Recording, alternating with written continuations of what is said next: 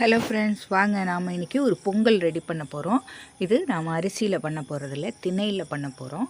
பழைய காலத்துலலாம் நம்ம இந்த மில்லட்ஸ்லாம் தான் சாப்பிட்டாங்க. நம்ம முன்னோர்கள்லாம் நல்ல ஆரோக்கியமாக திடகாத்திரமாக இருந்தாங்க.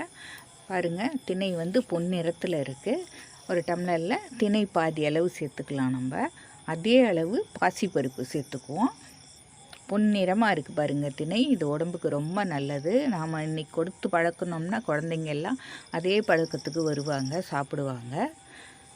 இப்போது இந்த ஒரு கப்பு ஆயிடுச்சு. ரெண்டும் நல்லா களைஞ்சிட்டு நம்ம இதுக்கு ஒரு கப்புக்கு 4 இல்லை 5 கப்பு தண்ணி ஊற்றிக்கலாம்.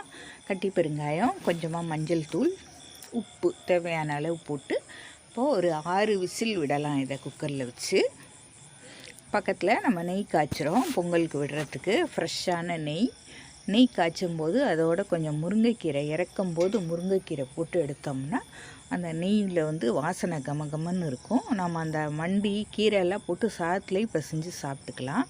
இப்போ நம்ம பொங்கல் பாருங்கள் நல்லா வெந்திருக்கு, குழஞ்சி. இப்போ ஒரு கடாய் வச்சு நெய் விட்டு மிளகை லைட்டாக ஒரு ஓட்டி அதில் சேர்த்துக்கோங்க. ஜீரகம் தேவையான அளவு போட்டுக்கலாம். முந்திரி பருப்பு வேணால் முந்திரி பருப்பு நீங்கள் சேர்த்துக்கோங்க. நான் முந்திரி பருப்பு சேர்க்கலை.